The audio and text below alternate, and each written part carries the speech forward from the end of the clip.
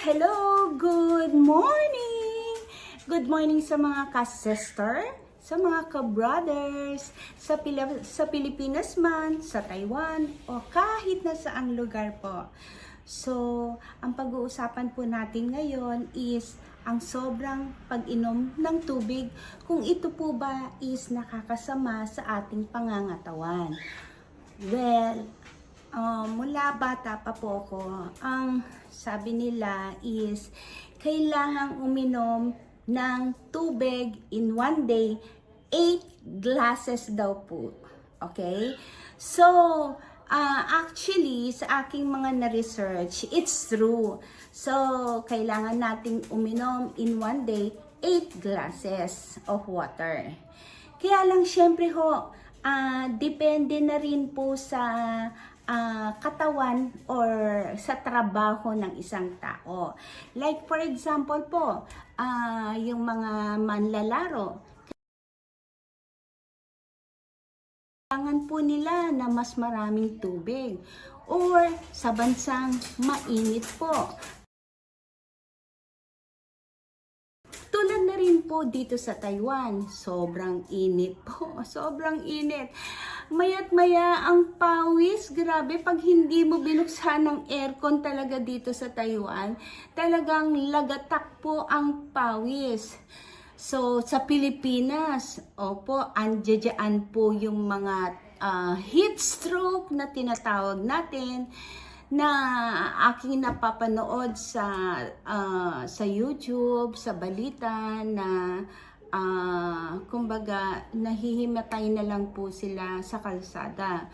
So iwasan po natin ang ganon. Actually dapat pagkalalabas po tayo, meron po tayong bit-bit na tubig. Okay po. So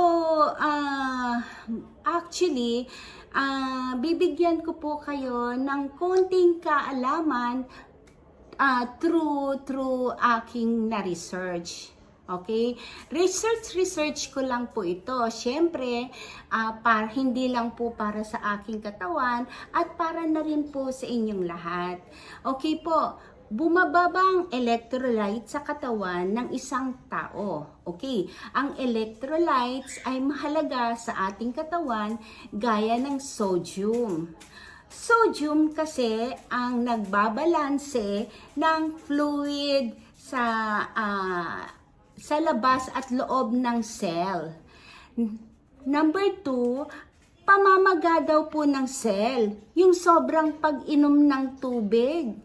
Okay, tandaan sa oras na bumaba ang level ng sodium sa katawan ng tao, ang fluid na nagmumula sa labas ng cell ay pumapasok sa loob din. Nagsisimulang pamamaga ng cell na hindi maganda ang resulta sa ating utak at sa buong katawan ng tao. Yun po is sobrang pag-inom ng tubig.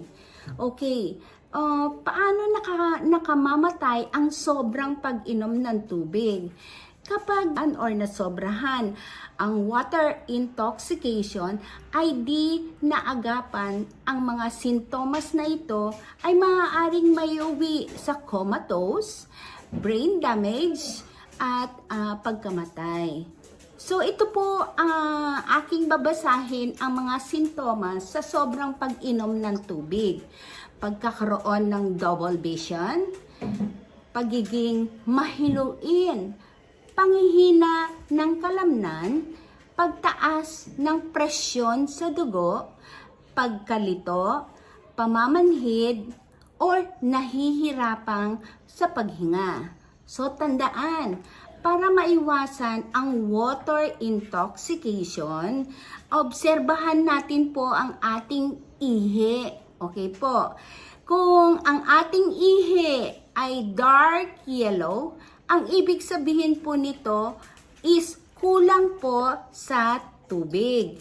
Kung colorless naman po ang kulay ng ating ihi, sobra daw po ang ating pag-inom ng tubig.